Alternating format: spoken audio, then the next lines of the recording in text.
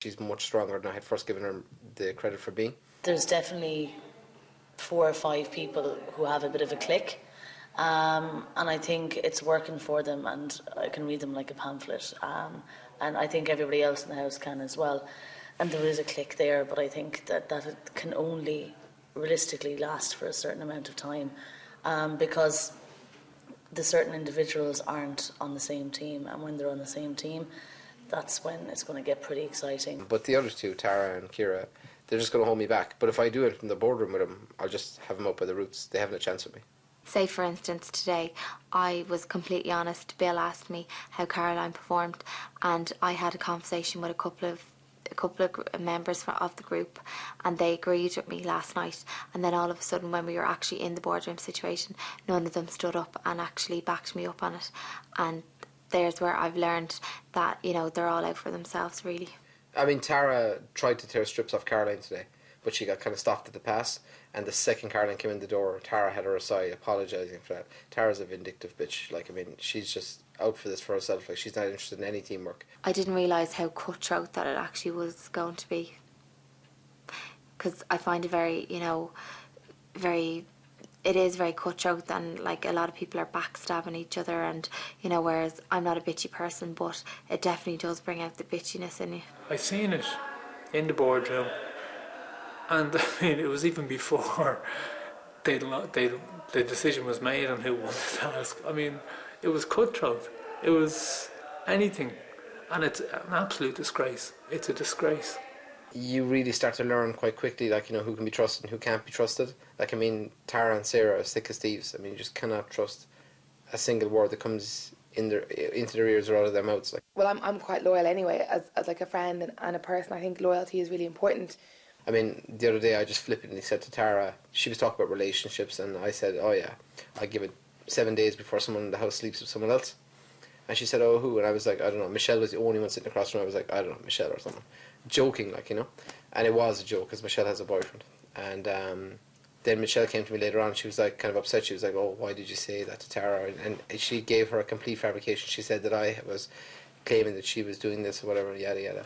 So, I mean, it was just childish schoolyard stuff, like, you know, which we had to put straight, like, you know. You're so terrified, and you'll do anything to stay, that you do turn into this like monster and just go for the other person, like, you know. And that's when, like, I thought I was going to go into the boardroom and, you know, be a lady and, you know, hold my stance and, you know, put my point across very logically. But you turn into a lunatic when you get in there. You do. I think when push comes to shove, decisions will be based on survival instinct, and it will be based, when it gets into the boardroom, if it's not based and a PM does not bring back people based on performance, they might as well get a gun and put it in their mouth, because Bill is highly intelligent and he can see through that. What is it with Najette and her obsession with guns? Meanwhile, the house members continue to get on together like the house is on fire. Well, for a perfect example, I mean, the teams were mixed this week, and like, there would have been certain people that I heard comments made about and was like, that's just stirring crap, that person is not like that. But then when you actually work with somebody, you see a completely different side of them. I think of a bunch of amateurs with me, you know. And I wouldn't even thought, because I thought, God, I know the people in there so well now, you know, I know what they'd be like to work with. But it actually is amazing how, in a situation when you have like 7 strong personalities sitting around, that how different people are if they have to get their word in. Voice my opinion now till I was blue in the face. It shocked me, like, honestly, because naively I thought, like, well, I know the people here really well, but it just shows you. People say you don't know someone until you live with them. I think you don't know someone until you work with them. To disregard my opinion, you know, it's just like nothing I said seemed to be blown the skirt up, you know. You learn to love the people and everyone's so interesting. But then when you're in a work situation and the pressure's on and there's people being overly aggressive or people shouting or whatever. And I absolutely do have a sense of behaviour. Absolutely. You know, so you do see different sides to people, and that's why this show, that show, every show is just going to be like, I think people will come out as themselves.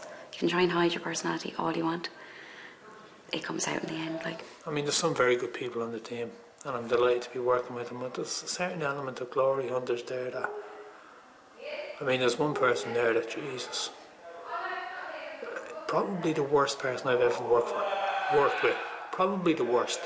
There was an instance where, you know, myself and another member of my team, Barry, and I'm sure he started this with himself, you know, had a little bit of a tete-a-tete, and, you know, afterwards you know, we discussed it, we talked it out, and we're fine now, you know, but at the time I did feel like it might have been an issue. I've worked with thousands of people. I've had a staff of 100 people at one stage, and she is without doubt the worst person I've ever worked with, ever. As far as I'm concerned, I mean, the number one thing for me is being honest. I'm not going to lie about what I've done or what anyone else has done. Okay, I'll give you one specific reason. On the first day of the task, and we went around the room and we sort of said, okay, and I was given a spiel. Pass was given a spiel about 48 sheets. 48 sheets, a billboard.